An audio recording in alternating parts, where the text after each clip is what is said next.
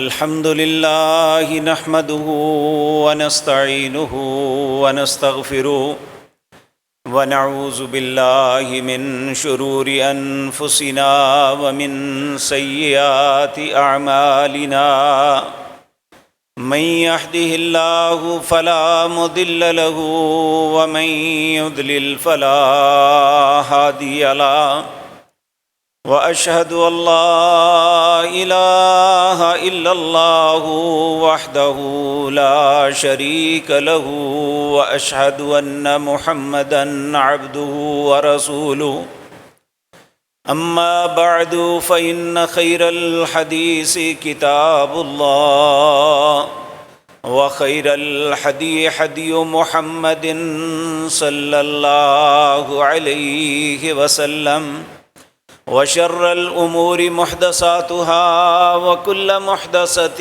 بدعة وكل بدعة ضلالة وكل ضلالة في النار رب اشرح لي صدري ويسر لي أمري واحلل عقدة من لساني يفقهوا قولي اللهم انفعنا بما علمتنا وعلمنا ما ينفعنا وزدنا علما رب أوزعني أن أشكر نعمتك التي أنعمت علي وعلى والدي وأن أعمل صالحا ترضاه وأصلح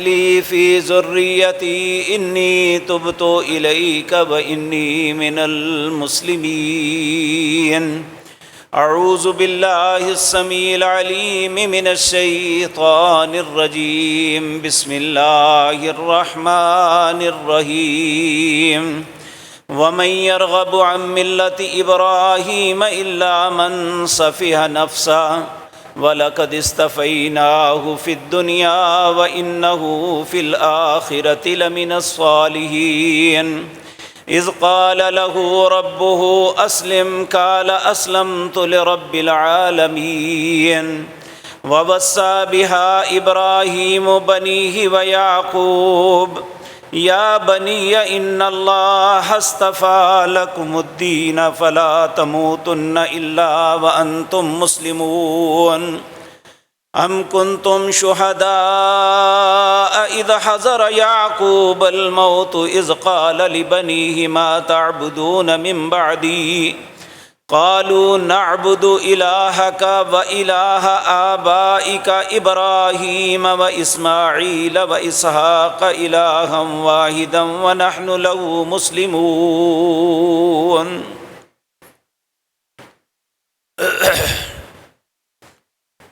حضرات محترم،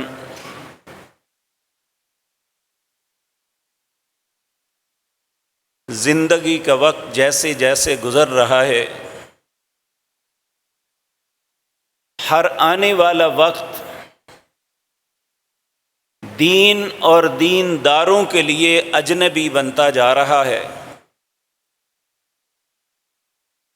نبی مکرم جناب محمد الرسول اللہ صلی اللہ علیہ وسلم نے آج سے 1450 سال پہلے ایک پیشین گوئی فرمائی تھی۔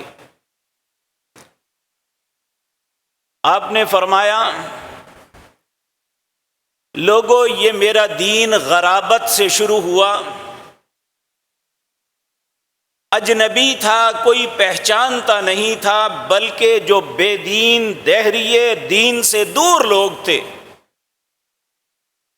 وہ اس دین کا مذاق اڑاتے تھے، اپنے آپ کو حق پہ سمجھتے اور دین اہل ایمان کو وہ بے وقوف گردانتے تھے۔ نعوذ باللہ من ذالک۔ آپ نے فرمایا پھر یہ دین عزت پا گیا،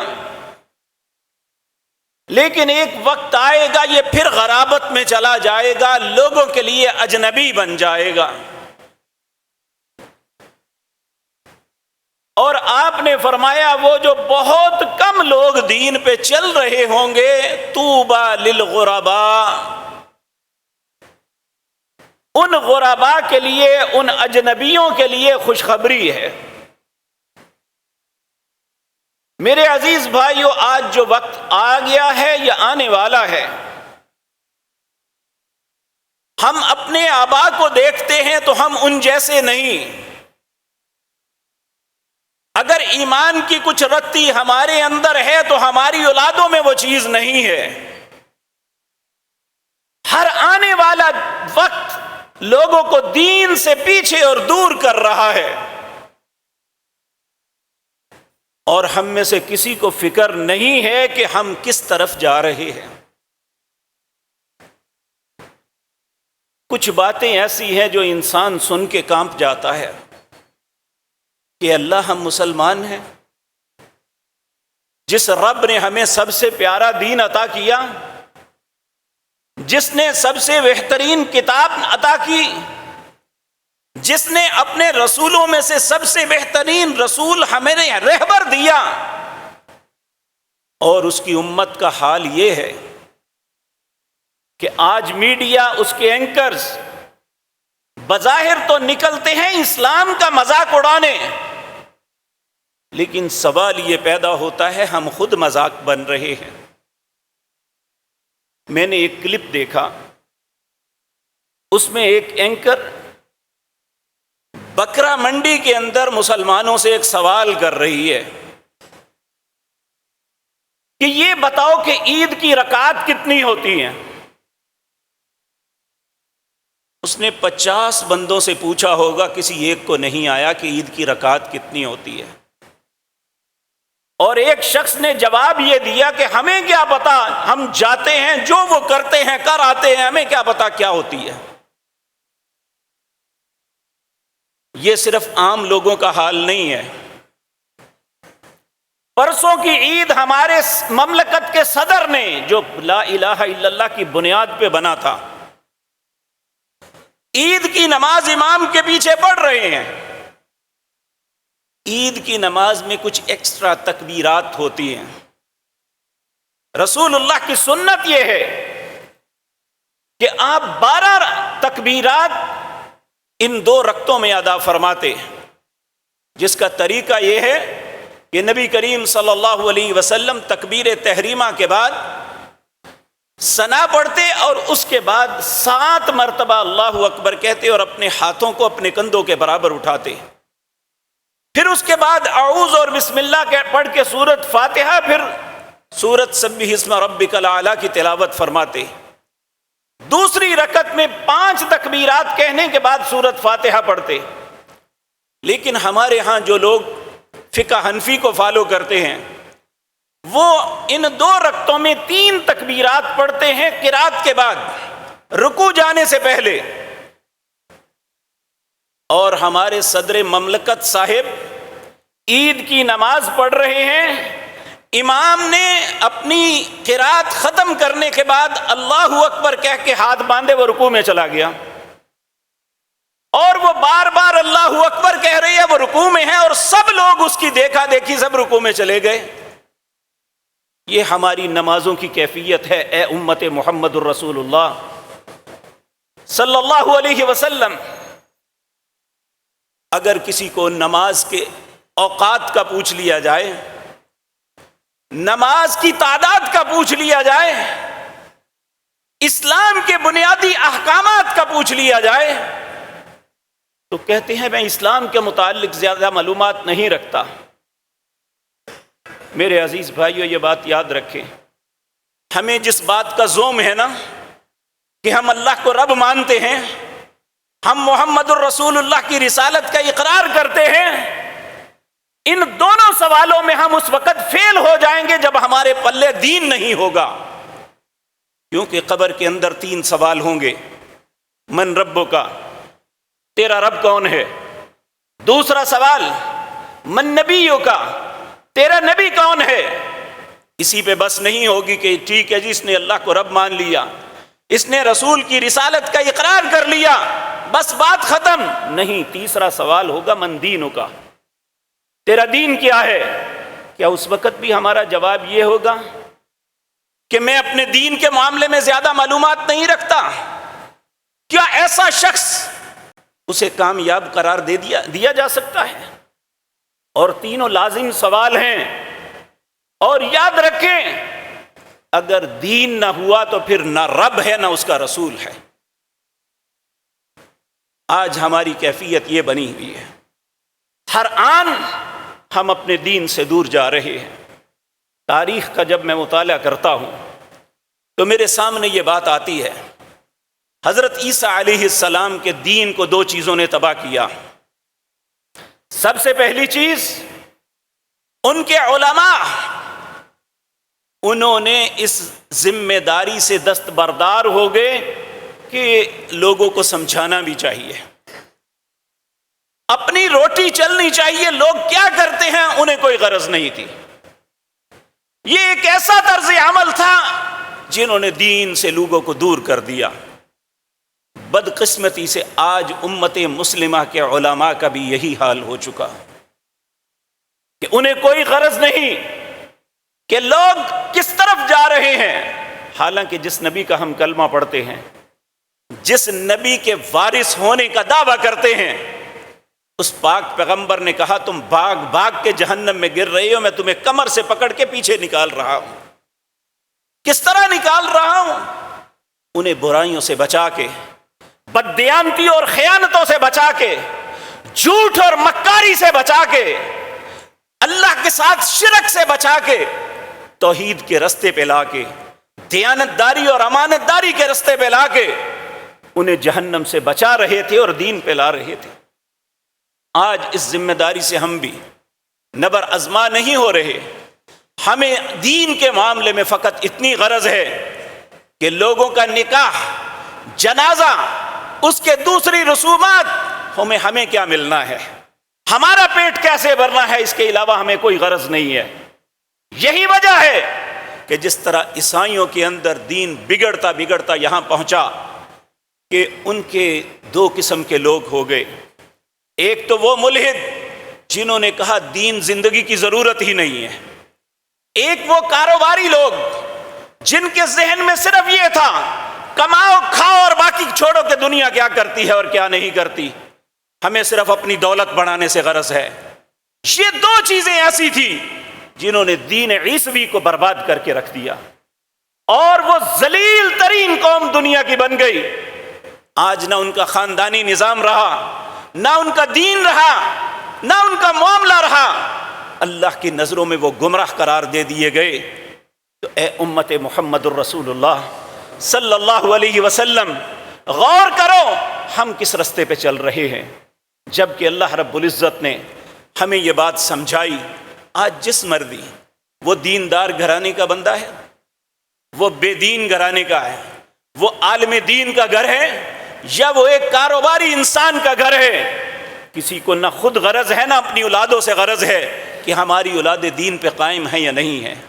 ہماری زندگی کی آخری وصیتیں یہ ہوتی ہیں میری فلاں پراپرٹی فلاں کو دے دی جائے، میری فلاں دکان فلاں کو دے دی جائے، میرے فلاں کاروبار پہ فلاں بچے بیٹھ جائیں، فلاں معاملہ اس طرح کر دیا جائے، جبکہ اللہ ہم سے کیا تقاضا کرتے ہیں۔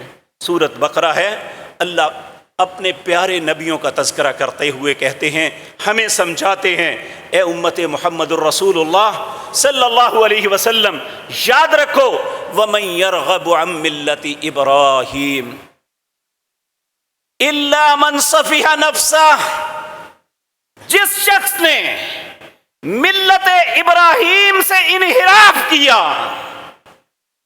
اس نے اپنی جان کا نقصان کیا۔ اب سوال یہ پیدا ہوتا ہے ملت ابراہیم کیا ہے، ابراہیم کا طرز عمل کیا ہے؟ اللہ کا حکم آتا ہے، اطاعت پہ کمر بستہ ہو جاتے ہیں۔ وہ اپنے باپ کے معاملے میں آیا تو باپ کو چھوڑ دیا، اپنی قوم کے معاملے میں آیا تو قوم کو چھوڑ دیا، حکمران کے معاملے میں آیا حکمرانوں سے ٹکرا گئے اللہ رب العزت نے۔ اور جب اولاد کا معاملہ آیا، اللہ نے بڑھاپے میں 86 سال کی عمر میں اولاد دی، اس بیٹے کے لیے حکم ہوا کہ جاؤ بواد غیر ذی زرع، جاؤ اس بے آباد آبادی میں چھوڑ آؤ، تیرے رب کا حکم ہے۔ یہ نہیں کہا اے مالک 86 سال کی عمر میں بیٹا دیا ہے، اس لیے دیا تھا کہ میں بے آباد جگہ پہ چھوڑ آؤں، جہاں کوئی انسان نہیں، پانی نہیں، بواد غیر زرع غیر ذی زرع، وہاں زراعت کی کوئی بات نہیں، کس کے حوالے کروں؟ ایک چٹیل میدان میں، ایک جگہ جہاں میری بیوی اور بیٹے کے علاوہ کوئی نہیں ہوگا، کوئی اعتراض نہیں کیا، لے کے وہاں چلے گئے۔ جب واپس پلٹنے لگے، بیوی نے پوچھا کس کے حال میں، کس کے ذمے چھوڑ کے جا رہے ہو؟ خاموش رہے کہ زبان سے کوئی ایسی بات نہ نکل جائے، باپ کے جذبات ہوتے ہیں اپنی اولاد کے متعلق۔ خاموش رہے۔ کہا کیا اللہ کا حکم ہے یا آپ اپنی مرضی سے؟ کہا اللہ کا حکم ہے۔ پھر وہ بھی اتنی متوکل خاتون تھی، کہنے لگی پھر اللہ ہمیں ضائع نہیں کرتا۔ جب واپس پلٹے، ایک پہاڑ کی اوٹ میں آ گئے اور وہاں دل بھر آیا۔ بظاہر دنیا میں کوئی آثار نظر نہیں آتے، ان کی زندگی بچے گی کیسے؟ اور وہاں ہاتھ اٹھا لیے اپنے رب کے سامنے، ربنا انی اسکنت من ذریتی بواد غیر ذی زرع عند بیتک المحرم۔ اے میرے اللہ، میں ایک ایسی وادی میں اپنے اولاد کو چھوڑ کے جا رہا ہوں جہاں کوئی زراعت، پانی کا نام و نشان نہیں ہے، لیکن ایک بات ہے، عند بیتک المحرم، تیرا عزت والا گھر یہاں ضرور ہے۔ تو وہاں یہ نہیں کہا میری اولاد کو روٹی دینا، پانی دینا، ان کا کاروبار اچھا کرنا، معاملات درست کرنا، یہ نہیں کہا۔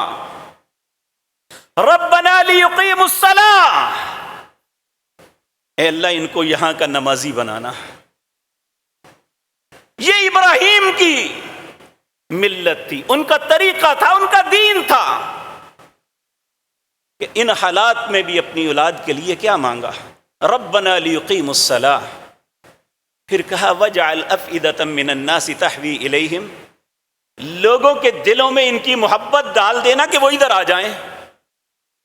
اور یہاں یہ بات سمجھ آتی ہے، جب کوئی انسان اللہ کے لیے سب کچھ چھوڑ دیتا ہے، اللہ لوگوں کے دلوں میں محبت ڈال دیتا ہے۔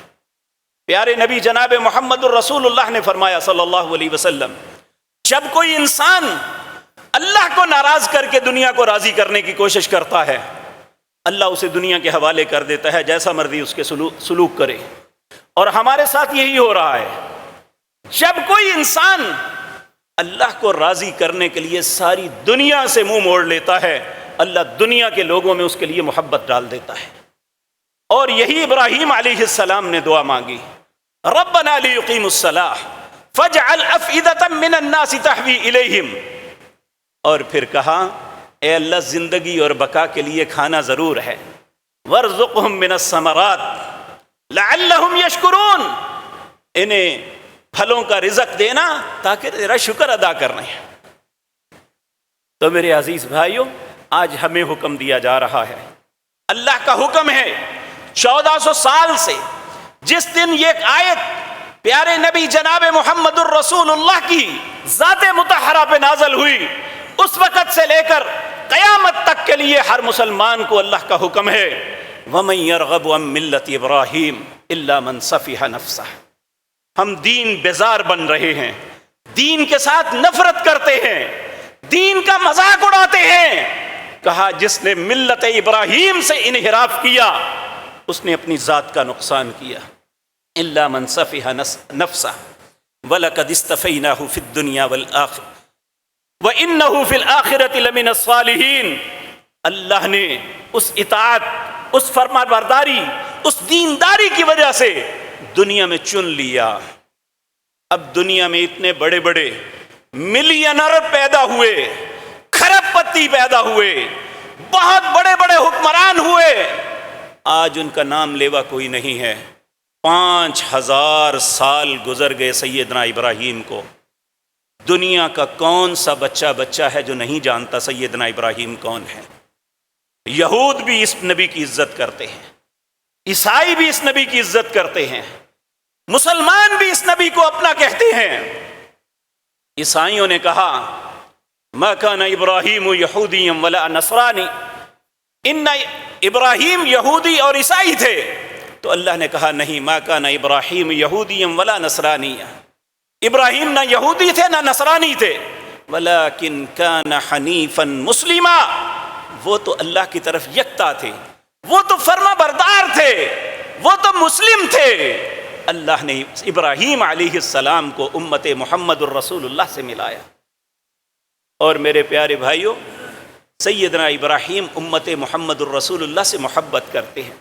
نبی کریم جب معراج پہ گئے، سیدنا ابراہیم سے ملاقات ہوئی تو نبی کریم صلی اللہ علیہ وسلم کو سیدنا ابراہیم نے کہا، اے محمد صلی اللہ علیہ وسلم، اپنی امت کو میرا سلام دینا جا کے، اور انہیں کہنا کہ اللہ نے جو جنت بنائی ہے اس کی زمین بڑی خوبصورت ہے، اس کی مٹی بڑی زرخیز ہے، اس میں اپنے باغات اور محل بنا کے لانا۔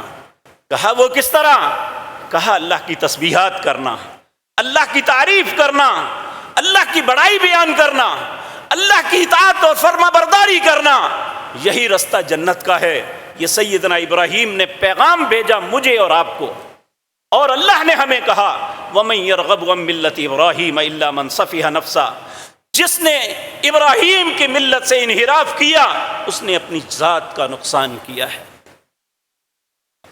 پھر اللہ فرماتے ہیں وَلَقَدِ اسْتَفَيْنَاهُ فِي الدُّنْيَا، ہم نے دنیا میں انہیں چن لیا، وہ سب سے بلند تر ہو گئے۔ وَإِنَّهُ فِي الْآخِرَةِ لَمِنَ الصَّالِحِينَ، آخرت میں وہ بڑے نیک بندوں میں ہوں گے۔ پھر آگے فرمایا اذ قال له ربه، ابراہیم کا طرز عمل کیا تھا، ان کی زندگی کا طریقہ کیا تھا؟ اذ قال له ربه اسلم، ان کے رب نے جب انہیں کہا فرما بردار ہو جاؤ، میری ہر بات کی تعمیل کرنی ہے، انہوں نے اسی وقت ہاتھ باندھ کے اپنے سر کو جھکا کے کہا قال اسلمت لرب العالمین، دونوں جہانوں کے رب کے لیے میں فرما بردار ہو گیا۔ آج ہم اس ملت ابراہیم پہ چلنے کے بجائے جب اللہ کا حکم ہمارے پاس آتا ہے ہم اپنے مفاد کو دیکھتے ہیں، اس سے ٹکرا تو نہیں رہا، اس سے ہمارے کاروباری معاملات کو نقصان تو نہیں ہوگا، اس میں ہماری ذہن کو کوئی دھچکا تو نہیں لگے گا، ہمارے مسلک کے خلاف تو بات نہیں ہے۔ یہ اس وقت سوچ بن چکی ہے جو ہمیں دین سے نکال دیتی ہے۔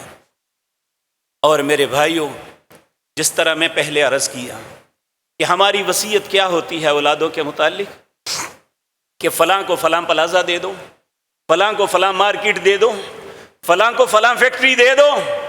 ایک وصیت ابراہیم نے بھی اپنی اولاد سے کی، ایک وصیت ان کے پوتے یعقوب نے بھی اپنی اولاد سے کی۔ یہ وہ شخصیات ہیں جن کی اولادوں سے اس کے بعد سارے نبی ان کی اولادوں سے ہوئے، یا سیدنا اسحاق کی اولاد سے یا سیدنا اسماعیل علیہ السلام کی اولاد سے۔ ایک طرف اسحاق کی اولاد سے 3000 نبی ہیں اور اسماعیل علیہ السلام کی اولاد سے صرف ایک نبی ہیں جناب محمد الرسول اللہ۔ 3000 تو کیا 1,24,000 بھی ایک پلڑے میں ڈال دیے جائیں، جناب محمد الرسول اللہ کو اللہ نے سب پہ فضیلت اور فقیہت عطا فرمائی۔ تو یہ سب پاک باز لوگ انہی دونوں کی اولاد میں سے تھے، یعقوب کی اولاد میں یا سیدنا اسماعیل۔ اب ابراہیم اپنے بیٹوں کو وصیت کیا کرتے ہیں؟ اللہ نے اس وصیت کا تذکرہ کیا وَوَصَّى بِهَا إِبْرَاهِيمُ بَنِيهِ، ابراہیم نے اپنے بیٹوں کو وصیت کی، وَيَعْقُوب، یعقوب نے بھی۔ ابراہیم کے بیٹے 2 تھے، سیدنا اسماعیل، سیدنا اسحاق۔ یعقوب کے بیٹے 12 تھے، ایک نبی، باقی 11 غیر نبی تھے، اور ان سب کی اولاد کو بنی اسرائیل کہا جاتا ہے۔ تو سیدنا یعقوب نے اور سیدنا ابراہیم نے اپنی اولاد کو وصیت کیا کی؟ کہنے لگے یا بنیا، اے پیارے بیٹو، ان اللہ اصطفیٰ لکم الدین، اللہ نے تمہارے لیے دین کو پسند کیا ہوا ہے۔ تمہارے لیے سب سے پسندیدہ چیز جو ہے، یہ جو ہم کاروبار کرتے ہیں یہ تو زندگی کے چند دن گزارنے کے لیے ہے، لیکن ہماری پرائرٹی دین نہیں رہا، ہماری پرائرٹی صرف کاروبار ہے، ہماری پرائرٹی اپنے کاروبار کو ترقی اور عروج دینا ہے، ہماری پرائرٹی دین نہیں ہے۔ دین صرف اتنا ہم رکھتے ہیں جتنا ہمارے مفاد کے مطابق ہوتا ہے، جبکہ اللہ نے ہمارے لیے جو سب سے زیادہ چیز پسند کی ہے، جو ابراہیم علیہ السلام نے اپنی اولاد، سیدنا یعقوب نے اپنی اولاد کے لیے وصیت کی تھی، اور وصیت اس بات کی جاتی ہے جو زندگی میں سب سے اہم چیز ہو۔ تو کہا یا بنیا، اے میرے پیارے بیٹو، ان اللہ اصطفیٰ لکم الدین، اللہ نے تمہارے لیے دین کو پسند کیا ہے، دین کو کبھی نہ چھوڑنا۔ فلا تموتن الا وانتم مسلمون، تم میں سے کسی بندے کو موت نہیں آنی چاہیے مگر اس وقت تم مسلمان ہو، اللہ کے فرما بردار ہونے چاہیے۔ اور میرے پیارے بھائیو، ہمیں بھی یہی حکم ہے۔ سورۃ آل عمران 4 پارہ ہے، اللہ اکبر، 4 پارہ ہے، اس میں اللہ رب العزت فرماتے ہیں یا ایھا الذین آمنوا، اے لوگو جو ایمان لائے ہو، اتقوا اللہ حق تقاتہ، اللہ سے اس طرح ڈرو جس طرح ڈرنے کا حق ہے۔ کیا مطلب؟ ہر حرام چیز سے بچو، ہر حلال کا ارتکاب کرو، اور ولا تموتن الا وانتم مسلمون، تم میں سے کسی کی موت نہ آئے مگر اس وقت تم مسلمان ہونے چاہیے۔ میرے بھائیو، کیسی عجیب بات یہ ہے، ہمیں ہر دن مختلف ممالک سے کچھ خبریں آتی ہیں، فلاں شخص قرآن کی تلاوت کرتا ہوا فوت ہو گیا، فلاں شخص مسجد میں داخل ہوا، اس نے وضو کیا فوت ہو گیا، فلاں نے تہجد پڑھی فوت ہو گیا۔ اور اس جمعے کی بات ہے جو پیچھے گزرا ہے، مصر کا ایک مہندس، ایک انجینئر، کمپیوٹر انجینئر، جس کی دنیاوی تعلیم بھی بڑی عروج پہ تھی، دین اتنا خوبصورت تھا کہ جمعے کی نماز خطبہ سنا، نماز ادا کی، آخری رکعت کی دوسری رکعت کے آخری سجدے میں ابھی اللہ کی تسبیحات بیان کرتے ہوئے اس دنیا فانی کو چھوڑ کے اللہ کے روبرو پیش ہو گیا۔ جب قیامت کے دن اٹھے گا کتنا خوش نصیب ہوگا۔ اور اپنے ملک کے اخبارات دیکھ لیں، عید آئی، فلاں تہوار آیا، اتنے لوگ کچی شراب پی کے مر گئے، اتنے لوگ فلاں سینمے میں فلم دیکھتے ہوئے مر گئے، اتنے لوگ اپنی گاڑی میں ایکسیڈنٹ میں مر گئے اور ان کے سامنے ایک پکچر مووی چل رہی تھی۔ اے امت محمد الرسول اللہ، اپنی موتوں کا دیکھیں، جیسی دنیا گزاریں گے، جیسا دین کے ساتھ تعلق ہوگا، انجام بھی ویسا ہوگا۔ ان کا تعلق قرآن سے تھا، انجام قرآن کی تلاوت پہ ہوا۔ ان کی زندگی میں نمازیں تھی، نماز کی حالت میں انہیں موت آ گئی۔ ان کی زندگی اللہ کی اطاعت اور فرما برداری میں تھی، انہیں اللہ کی اطاعت اور فرما برداری میں موت آ گئی۔ ہمیں اپنی موت کا سوچنا چاہیے۔ کیا کسی شخص کو یاد ہے کہ نبی کریم اس معاملے میں کتنے خوفزدہ تھے؟ ہمیشہ اللہ سے دعا مانگا کرتے تھے، اللہم احسن عاقبتنا فی الامور کلہا واجرنا من خزی الدنیا وعذاب الآخرہ۔ اے اللہ میرے انجام کو بہت اچھا کر دینا، اے اللہ مجھے دنیا کی ذلت اور آخرت کے عذابوں سے بچانا۔ کون مسلمان ہے جس نے خود یا اپنے بچوں کو یہ دعا یاد کروائی ہوئی ہے، جس کے دن اور رات میں ایک مرتبہ بھی یہ دعا اپنی زبان سے پہ آتی ہو کہ اللہ میرے انجام کو اچھا کر دینا؟ کبھی کسی میت کو دفن کرتے ہوئے ہماری زبان سے یہ کلمہ نکلا ہے کہ اللہ میری قبر میں وسعت دے دینا، میں اس اندھیرے چھوٹے سے ڈبے کے اندر کیا کروں گا، میرا کوئی ساتھی بھی نہیں ہوگا۔ میرے بھائیوں، اس بات کو بھی تماشا بنا دیا گیا کہ نبی کریم نے فرمایا، جب قبر پہ دفن کر کے واپس پلٹتے ہو تمہارے قدموں کی آہٹ سنتے ہیں۔ پتہ ہے کیوں سناتا ہے اللہ؟ تاکہ انسان کو احساس ہو کہ جن بیٹوں کے لیے حرام کمایا تھا، جن بہن بھائیوں کے لیے ظلم کیا تھا، جس کے لیے تم سب کچھ کر کے آئے تھے، وہ سب جا رہے ہیں۔ اب اکیلا تمہیں جواب دینا پڑے گا، من ربک، تیرا رب کون ہے؟ من دینک، تیرا دین کیا ہے؟ من نبیک، تیرا نبی کون ہے؟ یہ نہیں کہ وہ قبر میں سنتا ہے، ہمیشہ سنتا ہے، جس طرح مولویوں نے ایک تماشا لگایا ہوا ہے۔ یہ سنانے کا مقصد صرف اللہ کا ایک تھا کہ جاتے ہوئے سن لو کہ جن کے لیے ساری زندگی بددیانتیاں، خیانتیں اور ظلم و ستم کرتا رہا، آج وہ سب جا رہے ہیں۔ بلا کے دیکھ لو، تمہارا کوئی ساتھ دیتا ہے؟ تمہارے ساتھ کوئی بیٹھتا ہے؟ العیاذ باللہ۔ اللہ نے اسی لیے ہمیں حکم دیا کہ تمہاری دنیا اور آخرت، اس کا معاملہ دین کے ساتھ ہے اور اس کے ساتھ تمسک کرنا، لیکن ہم ہر آن اپنے دین سے دور ہوتے جا رہے ہیں۔ میرے عزیز بھائیوں، اللہ رب العزت سورۃ آل عمران میں ایک بڑی عجیب بات بتاتے ہیں۔ کائنات کی ہر چیز وہ آسمان میں ہے، وہ زمین میں ہے، وہ زمین و آسمان کے درمیان میں ہے، جنہیں ہم جاندار سمجھتے ہیں اور جنہیں بے جان سمجھتے ہیں، سب کے سب اللہ کے سامنے سجدہ ریز ہیں۔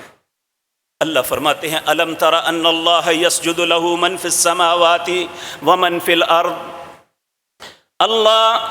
الم تر ان اللہ یسجد لہ من فی السماوات ومن فی الارض والشمس والقمر والنجوم والجبال والشجر والدواب وکثیر من الناس وکثیر حق علیہم العذاب ومن یہن اللہ فما لہ من مکرم ان اللہ یفعل ما یشاء۔ اے انسانوں، تم دیکھتے نہیں ہو؟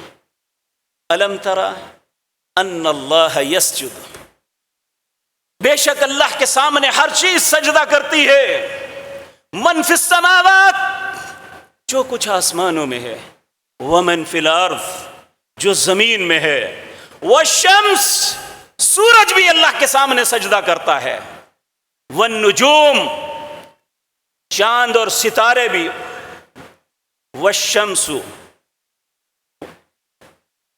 سورج، چاند اور ستارے، والجبال، یہ بلند و بالا پہاڑ بھی اللہ کے سامنے سجدہ کرتے ہیں، والشجر، سارے درخت اللہ کے سامنے سجدہ کرتے ہیں، والدواب، زمین پر رینگنے چلنے اڑنے والے سارے جانور اللہ کے سامنے سجدہ کرتے ہیں، وکثیر من الناس، لوگوں میں بھی کچھ کرتے ہیں، وکثیر من الناس، بہت سے لوگ ایسے ہیں جنہیں یہ شرم ہی نہیں، جس مالک کی زمین پہ رہتے ہیں، جس مالک کا دیا ہوا رزق کھاتے ہیں، اس کے سامنے سجدہ نہیں کرتے۔ وَكَثِيرٌ مِّنَ النَّاسِ وَكَثِيرٌ حَقَّ عَلَيْهِمُ الْعَذَابُ، اور بہت سے ایسے لوگ ہیں جن پہ اللہ کا عذاب حق ہو جاتا ہے، اللہ کے سامنے جھکنے، سجدہ نہ کرنے، اطاعت اور فرما برداری نہ کرنے کی وجہ سے۔ اور ہم نے آج عزت دنیا میں ڈھونڈ رہے ہیں۔ وَمَن يُهِنِ اللَّهُ، جس کو اللہ ذلیل کر دے، فَمَا لَهُ مِن مُکرم، بتاؤ اسے کون عزت دے سکتا ہے؟ میرے بھائیو، یہ بات یاد رکھیں، دین ہماری ذات کا بھوکا نہیں ہے۔ اللہ نے ایک قاعدہ قانون بنا کے اپنے حبیب کریم پر نازل فرمایا، اور اپنے حبیب کریم کو یہ خوشخبری دی، هو الذی ارسل رسولہ بالہدی ودین الحق، اللہ وہ ذات پاک ہے جس نے اپنے رسول کے اوپر دین حق نازل فرمایا۔ کیوں فرمایا؟ لیظہرہ علی الدین کلہ، یہ سارے ادیان پہ غالب آ جائے گا، ولو کرہ المشرکون، چاہے مشرکوں کو کتنا ہی برا کیوں نہ لگے۔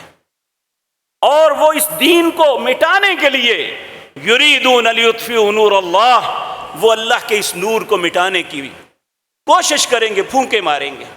واللہ متم نورہ، اللہ اس دین کو قائم رکھے گا۔ یہ دین ہمارا محتاج نہیں ہے، ہم عزت کے لیے اس دین کے محتاج ہیں۔ اگر ہم اس دین پہ چلیں گے تو اللہ عزت دیں گے، اگر اس دین سے ہٹیں گے تو یاد رکھیں ذلیل و رسوا ہو جائیں گے۔ نبی مکرم جناب محمد الرسول اللہ صلی اللہ علیہ وسلم، آپ نے ارشاد فرمایا، ان اللہ یرفع بہذا الکتاب اقواما ویضع بہ آخرین، اللہ اس قرآن کی وجہ سے بہت سی قوموں کو عزت دیں گے جو اس قرآن پہ عمل کریں گے، جو اس قرآن کے مطابق زندگی بسر کریں گے، جو اسی قرآن کو اپنا رہبر اور رہنما مانیں گے، اللہ انہیں عزت دے دیں گے، اور جو اس قرآن کو چھوڑ دیں گے، کہا اس قوم کو ذلیل کر دیں گے۔ آج امت اسلام کی ذلت کا سبب تارک قرآن ہونا ہے، قرآن کو چھوڑ دینا ہے۔ ہم خود اپنے دل سے پوچھ لیں، ہم کتنے مہینے قرآن کے لفظ کھول کے نہیں دیکھتے؟ ہم میں سے کتنے لوگ ہیں جو کئی ماہ تک مسجد میں نہیں آتے، جو اللہ کے سامنے سجدہ ریز نہیں ہوتے، جبکہ اللہ ایک دن میں یہ پسند نہیں کرتا کہ 5 وقتوں میں ایک وقت بھی نماز کو ترک کر دیا جائے، اس کے ساتھ تعلق کو توڑ دیا جائے، اللہ یہ بات بھی پسند نہیں کرتے۔ کہا من ترک الصلاۃ متعمدا فقد کفر، جس نے ایک نماز بھی جان بوجھ کے چھوڑ دی اس نے کفر کیا ہے۔ تو اللہ ہمیں کفر سے محفوظ رکھے۔ حضرت عمر فاروق رضی اللہ تعالی عنہ ایک مرتبہ آپ ایک سفر پہ جا رہے تھے، آپ کے ساتھ آپ شام میں تشریف لے جا رہے تھے، آپ کے ساتھ ابو عبیدہ بن جراح رضی اللہ تعالی عنہ، امین امت، جنہیں رسول اللہ نے اس امت کا امین کہا، امانت دار کہا، ان کے ساتھ جا رہے ہیں۔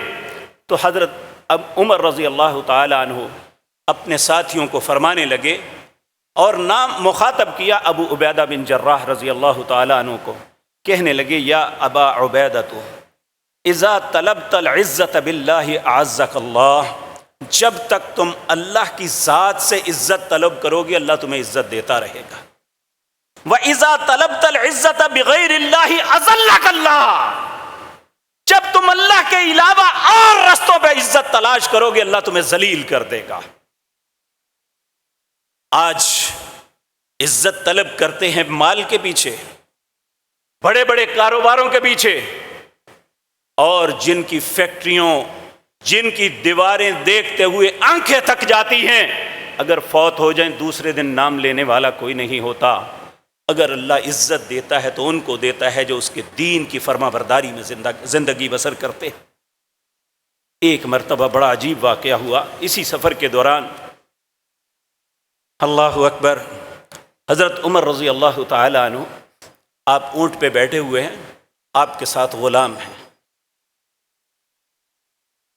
اور طے یہ پایا کہ کچھ وقت غلام سواری کرے گا اور میں نکیل پکڑ کے چلوں گا، اور کبھی میں بیٹھوں گا غلام نکیل پکڑے گا، یہ نہیں کہ میں تو عیش و عشرت کروں میرا ملازم رولتا رہے، یہ عزت والا رستہ نہیں ہے۔ سیدنا عمر رستے میں ایک جگہ گئے، دلدلی زمین آ گئی، باری تھی سیدنا عمر کی، اتر پڑے۔ حضرت ابو عبیدہ کہنے لگے یار اے امیر المومنین، شہر نزدیک ہے، 22.5 لاکھ مربع میل کا مطلق العنان حکمران، دنیا کی 2 سپریم طاقتوں کو ناکو چبے چبانے والا، شکست فاش دینے والا روم اور ایران کی حکمرانی کو ختم کرنے والا بادشاہ سیدنا عمر بن خطاب رضی اللہ تعالی عنہ اترے، اپنا جوتا اتار کے اس کے دونوں تسموں کو باندھ کے اپنے کندھے پہ رکھا، اونٹ کی مہار پکڑ لی۔ ابو عبیدہ بن جراح رضی اللہ تعالی عنہ کہنے لگے کہ اے امیر المومنین، شہر کے لوگ قریب آ رہے ہیں، آپ کو دیکھیں گے تو کیا کہیں گے کہ یہ امیر المومنین کیا کیا؟ تو سیدنا عمر نے جواب کیا دیا، لم یقل ذا غیرک ابا عبیدہ جعلتہ نکالا، اے ابو عبیدہ تو اللہ کے رسول کے ان ساتھیوں میں ہیں جنہیں اللہ کے نبی نے دنیا میں جنت کی بشارت دی، اگر تیرے علاوہ کسی اور نے یہ بات کہی ہوتی تو میں اسے سخت سزا دیتا۔ پھر آپ فرمانے لگے لأمتی محمد صلی اللہ علیہ وسلم، اے امت محمد الرسول اللہ سن لو ہماری بات، انا کننا اذل قوم، ہم ایک ذلیل قوم تھے، ہمیں اونٹ چروانے بھی نہیں آتے تھے، فاعزنا اللہ بالاسلام، اللہ نے ہمیں اسلام کی وجہ سے عزت عطا فرمائی۔ آج دنیا کی حکمرانی ہمارے ہاتھ میں ہے، دنیا ہمیں پوچھ کے چلتی ہے، تو اس کا سبب یہ نہیں ہے کہ ہم مکے کے قریش کی اولاد ہیں، بلکہ اس کا سبب آپ نے فرمایا فَأَعِزَّنَا اللَّهُ بِالْإِسْلام، ہمیں اللہ نے اسلام کی وجہ سے عزت عطا فرمائی۔ ہم اللہ کی دی ہوئی عزت جو اسلام کی وجہ سے ملی ہے اس کے علاوہ کسی اور عزت کے طالب نہیں ہے، ہمیں کسی کی ستائش اور نمود کی کوئی ضرورت نہیں ہے، ہمیں جو اللہ نے اسلام کی وجہ سے عزت عطا فرمائی ہے ہمارے لیے وہی کافی ہے۔ کیا ہماری سوچ بھی یہ ہے کہ ہم مسلمان ہیں، اسلام کی وجہ سے ہمیں عزت ہے؟ کبھی اس بات پہ فخر کیا ہے؟ نہیں۔ ہم شرمندگی سے اپنا دین چھپاتے ہیں، کسی ایسی جگہ پہ بیٹھنا پڑ جائے، ہم اپنی کاروباری میٹنگ کی وجہ سے نمازوں کو ترک کر دیتے ہیں۔ اللہ اکبر۔ تو کہا اگر ہم نے اسلام کے علاوہ کسی اور چیز میں عزت کی تلاش شروع کر دی تو یاد رکھیں اللہ دوبارہ ہمیں ذلیل کر دے گا۔ یہ سیدنا عمر رضی اللہ تعالی عنہ نے فرمایا۔ ایک اور بڑا عجیب و غریب واقعہ ہے، نبی کریم صلی اللہ علیہ وسلم کے پاس بادیہ یعنی مدینہ کے ارد گرد جو چھوٹی چھوٹی بستیاں چھوٹے چھوٹے گاؤں تھے وہاں سے لوگ آتے، یہ لوگ غریب لوگ تھے، اور یہ آتے نبی کریم صلی اللہ علیہ وسلم کو کچھ چھوٹا موٹا تحفہ دیتے، نبی کریم صدقات سے ان کی مدد فرماتے۔ اسی طرح ایک دن ایک شخص جس کا نام ظاہراً تھا یا زہرا تھا، یہ شخص آیا اور منڈی میں اپنا سودا بیچ رہا تھا۔ نبی کریم صلی اللہ علیہ وسلم تشریف لائے، آپ نے پیچھے سے اسے پکڑ لیا اور وہ اچانک گھبرا گیا، کہنے لگے چھوڑے چھوڑے مجھے کس نے پکڑا؟ اسے احساس نہیں ہوا کہ نبی کریم صلی اللہ علیہ وسلم۔ جب اسے احساس ہوا تو اس نے چھڑانے کے بجائے اپنی کمر کو رسول اللہ کے سینہ مبارک کے ساتھ لگا دیا کہ یہ برکت والا سینہ مجھے میسر آ گیا۔ نبی کریم نے عذرائے تفنن کہا، بھئی کون ہے جو اس غلام کو خرید لے؟ تو اس غلام نے کہا، یا رسول اللہ صلی اللہ علیہ وسلم، اگر آپ اس غلام کو بیچیں گے تو اس کی قیمت کوئی نہیں دے گا، کیونکہ ہماری قیمت ہے ہی کوئی نہیں۔ آپ نے فرمایا، نہیں زہرا، اسلام کی وجہ سے جو اللہ نے تمہیں عزت دی ہے وہ دنیا کے کسی انسان کو نہیں عطا کی۔ تو میرے پیارے بھائیو، یہ اسلام کی عزت ہے جو اللہ نے ہمیں عطا کی ہے۔ ہم اس سے کیوں پیچھے بھاگتے ہیں؟ ہم کیوں دور ہوتے ہیں؟ لیکن ایک بات یاد رکھیں، صرف دین کا نام لینا کافی نہیں ہے۔ اللہ رب العزت نے فرمایا، انا انزلنا الیک الکتاب بالحق۔ اللہ وہ ذات پاک ہے جس نے حق کے ساتھ آپ پہ کتاب نازل کی۔ فاعبد اللہ، تم نے عبادت کرنی ہے تو صرف اللہ کی، مخلصا لہ الدین، اس کے خالص دین پہ عمل کرنا ہے۔ میرے پیارے بھائیو، اللہ نے آپ کو شعور دیا۔ آپ اگر دودھ لینے کے لیے جاتے ہیں، اگر آپ کو پتہ ہو ناخالص ہو، چھوڑ دیتے ہیں۔ آپ کوئی سودا سلف لینے کے لیے جاتے ہیں، ناخالص ملے تو چھوڑ دیتے ہیں۔ لیکن دین کے معاملے میں ہم کوئی تحقیق نہیں کرتے کہ جو دین ہمیں دیا جا رہا ہے وہ خالص ہے یا ناخالص ہے۔ آج ایک تو وہ لوگ ہیں جو کافر ہیں، وہ دین کا رستہ روک رہے ہیں، ایک وہ ہیں جو ملحد ہیں، جو دین کے معاملے میں شکوک ڈال رہے ہیں، اور ایک وہ کاروباری ملا ہیں جو اپنا پیٹ بھرنے کے لیے لوگوں کو دین بتانے کے بجائے ایک نئے رستے پہ چلا رہے ہیں۔ اگر میں بھی اس رستے پہ چلوں گا تو میں بھی ان بدبختوں میں ہوں۔ تو اس لیے میرے پیارے بھائیوں، صرف دین دین نہیں، جب تک اسے خالص حیثیت میں نہ لیا جائے۔ فاعبد اللہ مخلصین لہ الدین، کیوں؟ الا للہ الدین الخالص، اللہ نے تمہیں خالص دین دیا ہے اور خالص حالت میں ہی تم سے وصول کرے گا۔ اگر دین خالص نہ ہوا تو پھر یاد رکھیں اللہ کو وہ دین قطعاً پسند نہیں ہے، اور دین کو سیکھنا بہت ضروری ہے۔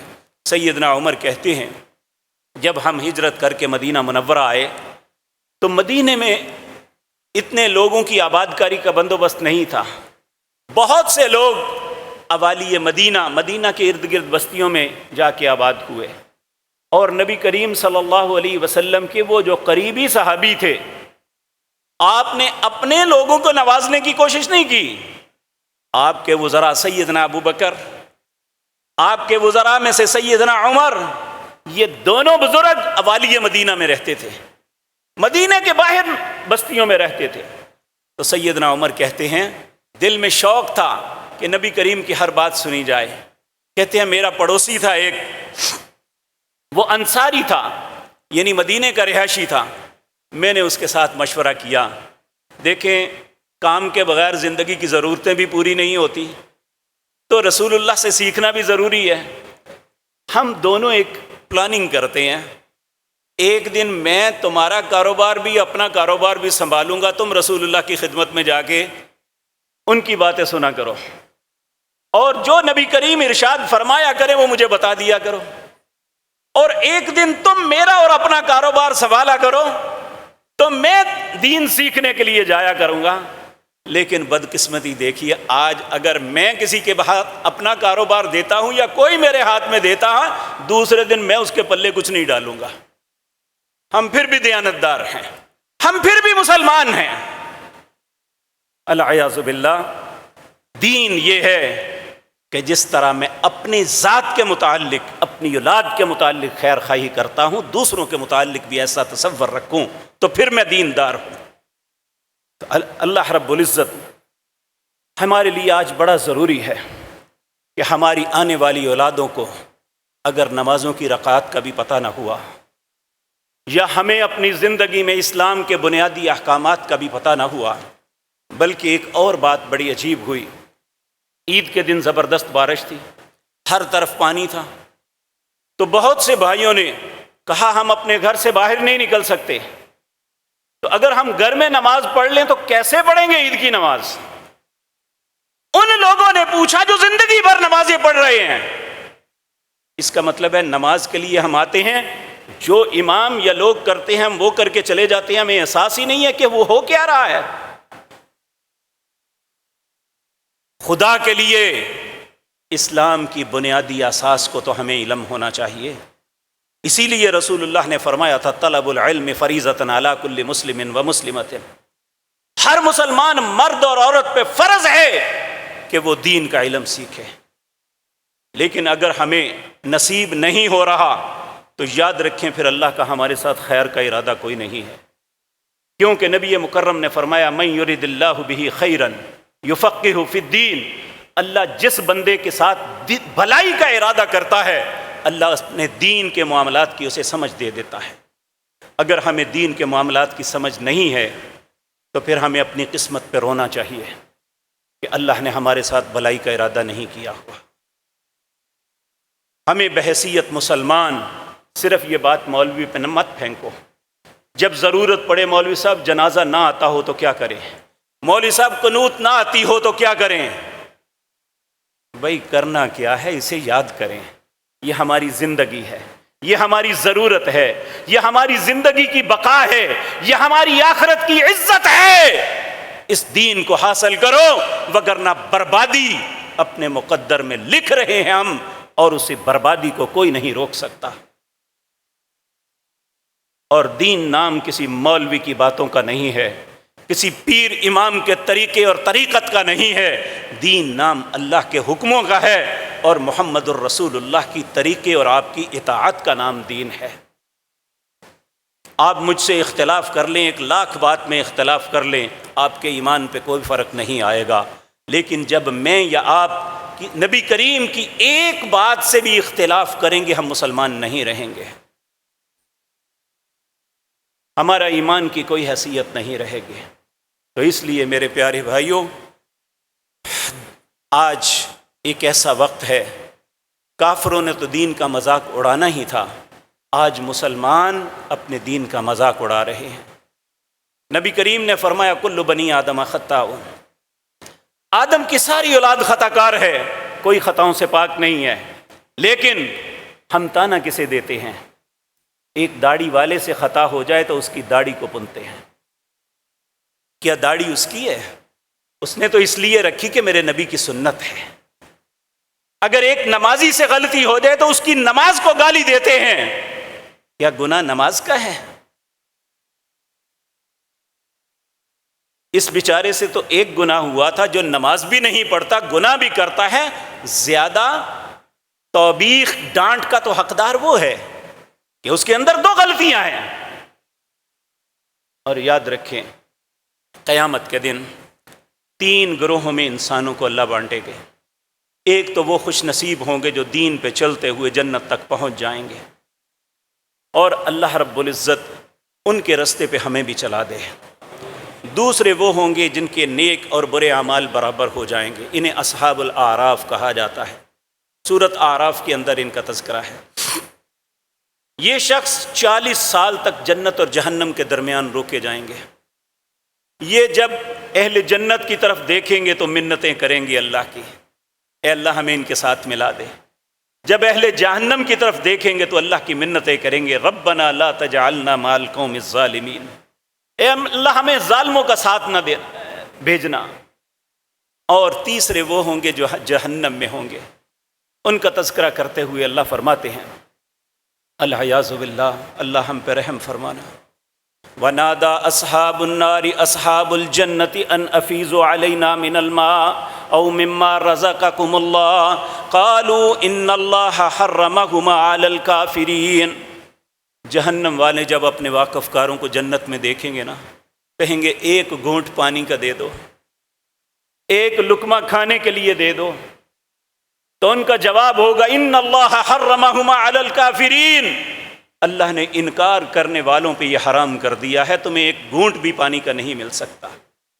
پھر اللہ ان کو ریزن بتائے گا تمہارے ساتھ اب یہ کیوں ہے، الذین اتخذوا دینہم لہوا ولعبا وغرتہم الحیاۃ الدنیا، یہ وہ لوگ ہیں جنہوں نے دین کو کھیل اور تماشا بنایا ہوا تھا، مذاق کرتے تھے دین کے متعلق، وغرتہم الحیات الدنیا، دنیا کی زندگی نے انہیں دھوکے میں ڈال دیا تھا، یہ کہتے تھے یہی دنیا ہے، آخرت کیا ہے۔ فَالْيَوْمَ نَنْسَاهُمْ كَمَا نَسُوا لِقَاءَ يَوْمِهِمْ هَذَا، اللہ فرمائیں گے جس طرح دنیا میں تم نے اپنے رب کو، اس کے دین کو بلا دیا، آج میں نے تمہیں بلا دیا۔ وَمَا كَانُوا بِآيَاتِنَا يَجْحَدُونَ، یہ ہماری آیات کے متعلق ہی ساری زندگی جگڑتے رہے۔ آج یہی کیفیت ہمارے اس ملک کے اندر ہے، دین کے معاملے میں جھگڑے بہت ہے، دین کے معاملے میں عمل بہت کم ہے۔ اللہ ہمیں اس دین کو سمجھ کے اس پہ عمل کرنے کی توفیق عطا فرمائے۔ لوگوں، اس دین کے اوپر چلنے میں عزت ہے، اس کے علاوہ عزت کا کوئی رستہ نہیں۔ اللہ مالک یہ بات مجھے اور آپ کو سمجھنے اور اس پہ عمل کی توفیق عطا فرمائے۔ اقول